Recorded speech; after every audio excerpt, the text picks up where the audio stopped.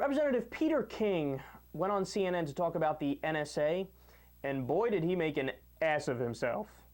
You're the chairman of the House Homeland Security Subcommittee on Counterterrorism and Intelligence. What do you think of those 46 recommendations made to the president yesterday to reform the NSA surveillance programs?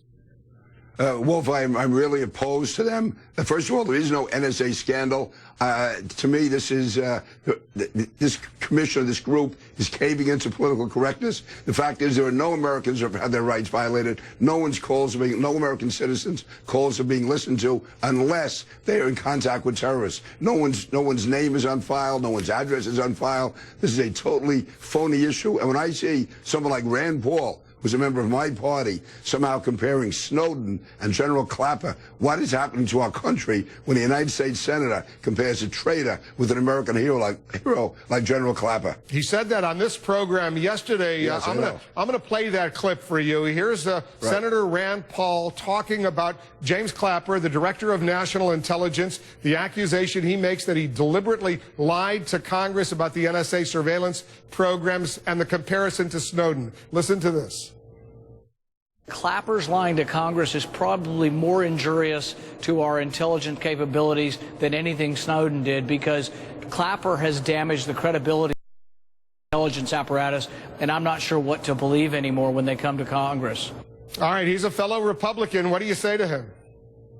That is absolutely disgraceful to compare General Clapper with a traitor. The fact is, General Clapper was put in an impossible position because the senator who asked the question had already gotten the information in a classified setting. He knew that General Clapper could not give the full answer because it would let our enemies know what we were doing. The question was wrong. General Clapper gave the best answer he could. And for Senator Paul to compare that patriot, General Clapper, with someone like Snowden, who was a traitor, who's put American lives at risk, Senator Paul should be ashamed of himself. It's an absolute disgrace. He disgraced to me. He disgraced his office, and he owes General Clapper an apology immediately. That may be the most flailing, wild rant I've ever heard.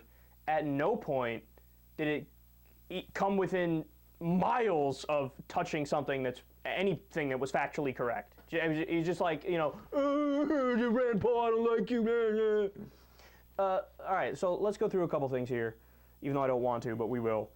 My favorite thing he said was at the beginning. There is no NSA scandal. There is no NSA scandal. I believe, Peter, you don't get to unilaterally decide what is a scandal and what isn't a scandal. In fact, scandal is defined by the reaction of the American people and the press and everybody involved, and not only was there a NSA scandal, it was probably the biggest or one of the biggest scandals of the year, and it continues. There's been multiple NSA scandals. I love how he just decides, no, it's not a scandal. But it is a scandal. But it is a scandal. I mean, that's like me saying, I'm not a male. I'm not a male. I refuse to be considered a male. But I am a male. I have male genitals. I feel like a male. I look like a male. If it walks like a duck and talks like a duck, it's a fucking duck. And then he, I mean, there's the PRISM program, the Blarney program, the X-Keyscore program. I mean, there's so many fucking it's like alphabet super programs that are just for spying. Hundreds of thousands of people have security clearance.